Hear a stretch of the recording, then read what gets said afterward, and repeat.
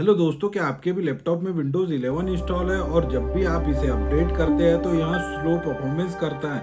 तो दोस्तों, इस प्रॉब्लम को कैसे सॉल्व करें। हेलो दोस्तों, यदि आप इस चैनल पर नए हो तो चैनल को सब्सक्राइब करें।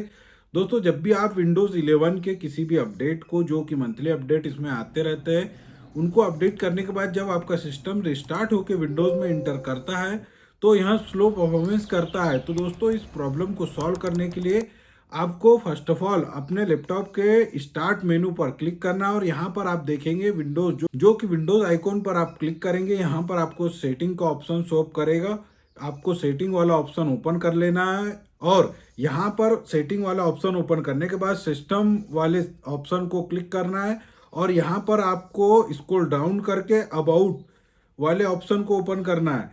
देन यहाँ पर आप अबाउट वाले ऑप्शन को ओपन करेंगे। यहाँ पे एडवांस सिस्टम सेटिंग का ऑप्शन कुछ इस तरीके से सेंटर में शो अप करेगा, जिसको ओपन कर लेना है और यहाँ पर आप देखेंगे जो कि सेटिंग वाला डायलॉग बॉक्स आपको शो अप कर रहा है, उसको क्लिक करना है और यहाँ पर जो कि अदर सेलेक्ट है, इसमें यहाँ पर आपको एडजस्ट फॉर बेस्ट परफॉर्मेंस वाले ऑप्शन पर क्लिक ऑन करके अप्लाई पर क्लिक कर देना है। देन ओके पर क्लिक करना है और इसके बाद आपके लैपटॉप को रिस्टार्ट करना है। आप देखेंगे आपका लैपटॉप प्रॉपरली वर्क करने लगेगा। दोस्तों, इसी तरह आसान एंड यूनिक ट्रिक सीखने के लिए हमारे साथ बने रहे। आपने अभी तक चैनल को सब्सक्राइब नहीं किया तो सब्सक्राइब कीजिए।